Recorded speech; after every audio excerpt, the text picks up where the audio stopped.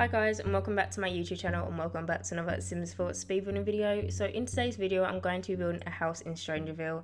Now this is actually in kind of like the richer part of Strangerville. I've done Strangerville builds in the past and I've almost completed the lower end of the world, so where all the community lots are. All I've got left to do is actually the bar, and then I'm basically done for that section of Strangerville. But this is actually my first build in kind of like the Victorian area, so where all of these Victorian looking houses are, and it's probably the more expensive area of Strangerville as well. But this isn't actually my first build that I've tried to do here.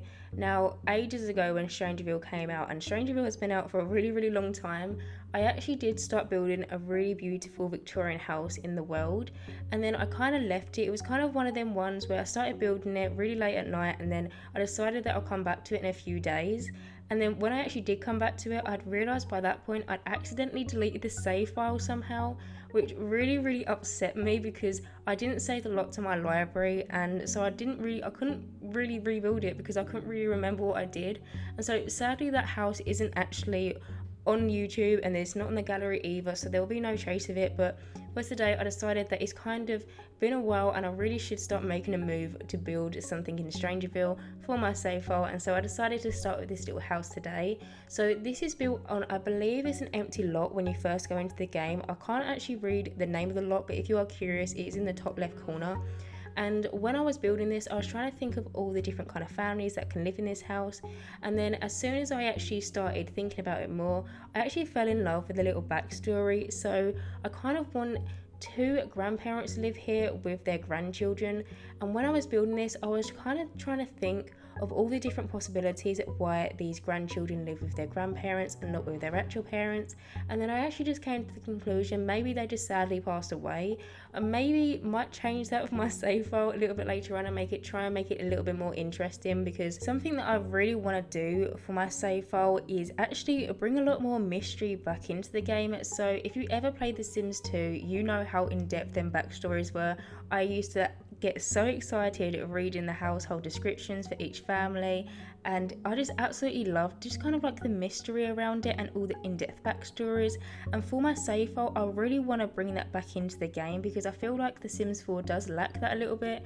So some households might have a description saying that they're the best of friends and stuff, and you actually go into kind of like the household and they're just acquaintances. So I do actually want to add a little bit more depth in kind of like the backstories into my save file, which I'm really excited for. I've been thinking of all these different ideas. I've been also thinking about kind of having maybe possibly like little mini games in my save file, which I know sounds a little bit strange, but like a murder mystery kind of thing. So you've got to go and find a certain person or find out what happened to them. I'm not sure how I'll actually structure that and make it work, but I really want to do that for my save file. But at the minute, the people that actually live in this house are just some grandparents with their two grandchildren. I don't actually know of a more in-depth backstory at the minute. It might just remain like that, but I do actually kind of want to have a little bit of mystery to it. So maybe something happened to the parents and you've got to try and solve it, or something like that. I think it would be really fun and cool, and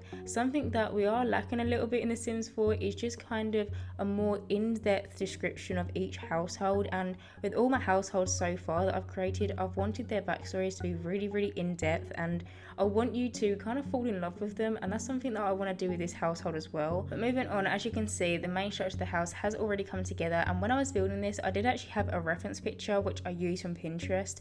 I'll try and find it. I didn't save the pin, but if I can try and find it, I'll try and link it in the description box down below for you.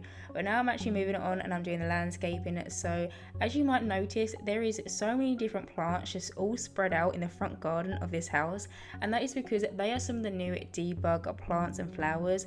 There is some of the most beautiful little kind of plants and flowers and trees in that debug menu, and I really wanted to use them, but I didn't actually want to scroll through the menu. So what I did is off camera I kind of went in and just played around with it and placed a load of them in the front garden in different areas. And then when I was actually doing the landscaping, I'd go and grab this flower or that plant or whatever, and that's why I did that. One of my favorite new items though that we actually got in the debug menu update was these beautiful pink flowers, and I think they are so stunning. I placed them all around the front flower beds as well as the back garden. You just don't see me landscape that area, but I just absolutely love them. They're probably one of my favorite objects that we have now in the game to kind of landscape with. I just think they're so so beautiful. We have a similar kind of pink flower to it, but there's just something about that one that I absolutely love. And one thing that I actually realised when I started kind of landscaping this build and going around and doing different little areas is I basically, ever since we've had this update, I've been trying to figure out where these flowers are in the world. I just haven't seen them. Maybe I've just been kind of completely overseeing them, but I've been trying to work out where they're from. And then when I was actually doing the little kind of pathway area that you've just seen me do, I realised that these plants are actually in these kind of flower pots which are placed all around the lot of this house. So you will see them on the left hand side, at the front, and I just think they're so beautiful. This is one of the lots that has these flowers, I believe. I don't think the other ones actually have these flower plants up front. I think it's just kind of a more bigger driveway or something, but I just think they're so beautiful. And I also did actually find these flower pots in the debug menu, and I did actually place them in the back garden as well, so it kind of makes it seem as if the house is a little bit bigger in a weird way, because where they're at the front of the house and also at the back of the house, it makes it as if, it seems as if the house is a little bit bigger just because it's the same kind of landscape and objects, and I just think it just really ties in the house. I just really love them flower pots, and I'm so happy that we also got them in the debug menu. But as you can kind of see, I am just kind of finishing up the front of the house now and just adding, I don't even know what it's called, but one of them things that you put on pointy towers. I'm not sure what it's called. I believe I used one from Cats and Dogs though, and it's got a few cats and dogs, and I think I also, or I say I think I did, I added also a little cat bowl into this house as well. So I was kind of thinking that this household would have a cat as well. So if you don't want to play with cats in your game, you can just delete that out. But I'll just kind of imagine that this family would have 1 or 2 cats, and so there is a few cat items as well as laundry. I did also add laundry into this house. I was actually going to put a washing line in the back garden, which I've actually now moved on to, but then I decided not to, and I just decided to keep it just so it was the washing machine and tumble dryer. But as you can see, I am now just doing this little sunbathing area in the back garden, and as you might notice, I didn't actually fence off this back garden, which is something that I always do. I always fence off my back gardens, but I just felt like it didn't really need it in this house, and so I decided to keep it as very open as I can, and I really like that. I might try and do this more often. I just felt like with this house especially, and especially on this lot, it really didn't need to be fenced off, so I decided to keep it all big and open. But in the back garden, we do just have a little sunbathing area as well as a little barbecue area. Also do add a few of these little plant pots in and around, so I was kind of thinking that maybe one of the grandparents is really into gardening, so I did also add that. I also added this little swing set in as well, because as there is at least one child living in this house, so I was kind of thinking that the little boy was going to be a child, and I was kind of wanting some more activities for him to do in the garden. We have also got the little water balloon bucket, I think it's called, the one that we got at Seasons, and you can throw water balloons around. I did also place that in the garden, but I wanted there to be another fun activity just in case his sister was out and both his grandparents were just sunbathing in the garden and he wanted to do something, so I added the little swing set in as well. I am just kind of finishing up this area now though, and I just add a little flower arranging table just kind of on that upper deck bit.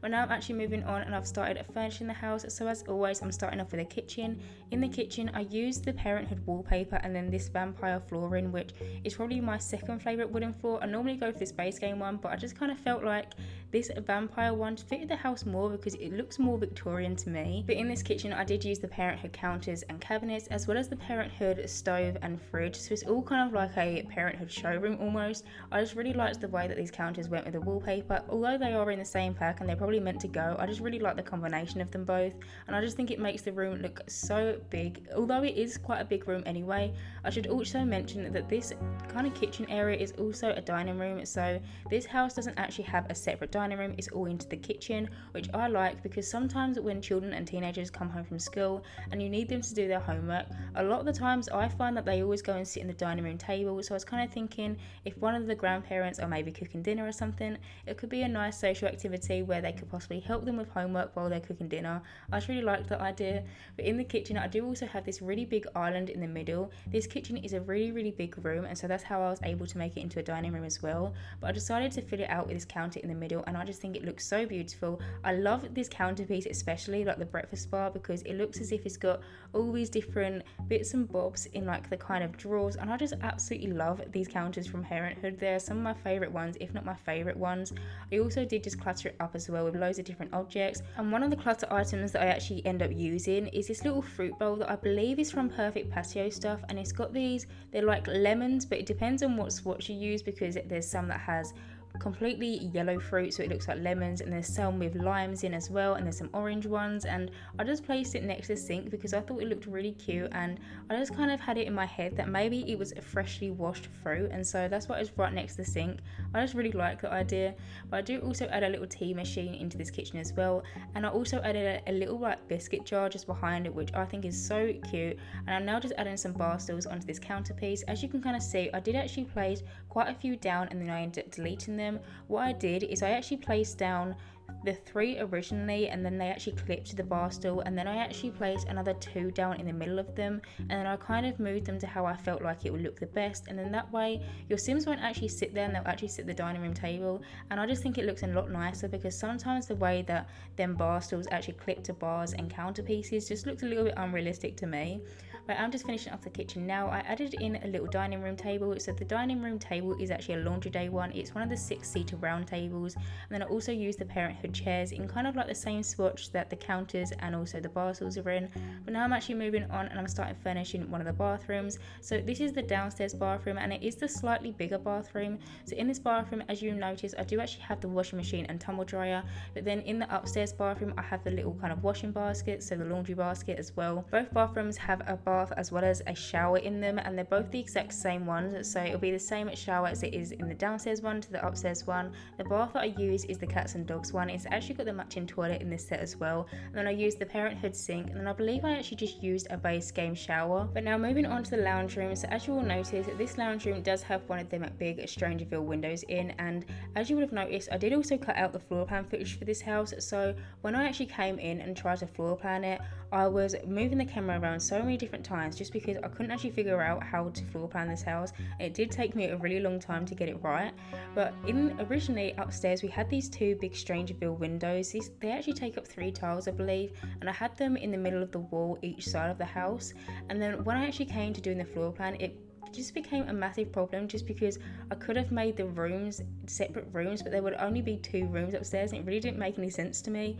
And so what I decided to do, I decided to delete them windows and replace them with some normal size Strangerville windows. And then I really wanted to have one of these Strangerville windows, kind of like the big grand ones in the house somewhere. And so I decided to actually place it into this little lounge room down here, and I just really like it just because of a night time your Sims can just look out onto Strangerville, and I just think it is so beautiful. But moving on, as you can see, I'm just doing this little family computer area downstairs. This is just beneath the staircase, and I really wanted there to be a family computer in this house. One of the main reasons is because I didn't actually put a computer into the little boy's bedroom. I was kind of thinking that his grandparents might be a little bit old-fashioned and might tell him to kind of wait until he gets a little bit older, so he has to use their computer, which is downstairs. Maybe they want to watch what he's doing, and I don't know, maybe they're just a little bit old-fashioned. But as you can kind of see, I'm now just doing a little hallway area as soon as you walk into the front door. This is actually just kind of like the little entrance hallway. I don't actually show the hallway upstairs being furnished. I just felt like it was getting a little bit too repetitive, and so I did decide to cut it out, but there will be screenshots of it. But now I'm actually moving upstairs and I'm starting furnishing one of the bedrooms. I actually started off furnishing the teenage girl's bedroom, and in here I went for kind of like a purpley theme. I used the Seasons bed, and then I also just combined it with these city living sofas. And I like this trick because you can kind of combine them, and it makes it look like the bed has a really big backboard when it's actually just some sofas. They do work perfectly fine, so you don't need to worry about that. I just find with the Seasons bed that where there's no real like headboard, it kind of looks a little bit plain sometimes, and so that is something that I like to do. But in this bedroom we do obviously just have a little chest of drawers area, as well as a little kind of mirror area, so your Sims can practice their acting, their charisma skill, and whatever they want to do. They can also change their outfits in the mirror as well. I'm also just kind of cluttering up this little chest of drawers area over here. One of my favourite pieces in this room which I added is them little Seasons. It's kind of like a little Seasons wall decoration. I just think it's so beautiful, and that comes in so many different colours, and as it was kind of like a purpley room, I decided to go for the blue one. But now I'm actually going over and adding a little desk into her room. So I actually added the freelancer desk, which I don't know if it's actually called the freelancer desk, it's just what I always call it, because when we got the freelancer update we actually got this desk with it. And I wanted to add this one because while she's kind of a teenager, I kind of just assume that she always have a lot of books when she does studying and stuff, and so that's why I decided to add that one. I also added them little Parenthood wall decorations of kind of trees, because I feel like sometimes with the really plain wall they can just really brighten a room up and just give it a lot more substance to it. But now I'm actually moving over and doing the little boy's bedroom. So in here, this is next to his sister's bedroom, and this is kind of like a blue theme in this room. This is one of the base game wallpapers, and this is one of my favourite wallpapers to use. I absolutely love this shade of blue. But in here we do have just a load of different kids toys. Like I mentioned, there is no computer in this room, and so in here it's just full of kids toys. I put one of the little kind of castle doll houses things, which I've actually realised that I haven't actually been placing a lot into my houses, and so there is actually one in this house, and it's kind of fitting as well because it's actually a castle. I was going to use the Victorian looking house, but I decided to use the castle, and I just kind of felt like it fitted in, especially in this area of Strangerville. But in this bedroom I do just add so many different toys. I have one of them little void quarter machines as well, so your Sims can buy them cards and they can invite their friends around and play all different games. But now I'm just moving on to the last bedroom in the house. So this is the grandparents' bedroom, and I absolutely love this bedroom. This bedroom has the little tower at the front in it, and I just think it's so beautiful. I use the 4-poster bed in this room, and that is one of my favorite beds to use in the game. I just think it's so beautiful, and I felt like it was very fitting as well for some grandparents because it is kind of old-fashioned looking to me. But in this bedroom we do obviously have that bed and a few bedside tables, which I just cluttered up with loads of different things and a couple of lamps. We also do have a little chest of drawers area, which I'm just about to clutter up, and I actually put this painting above the kind of chest of drawers area, and it actually looks like Strangerville to me. I don't know if it's meant to be Strangerville, like the whole thing that happened with this Sulani, and there's a painting which is base game that actually looks like Sulani. I don't know if that was actually done on purpose, but I just felt like it was really fitting, so I decided to add it. I also do add a little dressing table just in that little corner where the little tower is, and I just think it is so beautiful and just ties the whole room in together. But anyway guys, I am going to end this voice over here. So as always, I hope you guys enjoyed watching me build this little Strangerville house, and as always, if you do like my content, then please subscribe, and hopefully I will see you in my next Sims 4 speedbuilding video. Bye guys.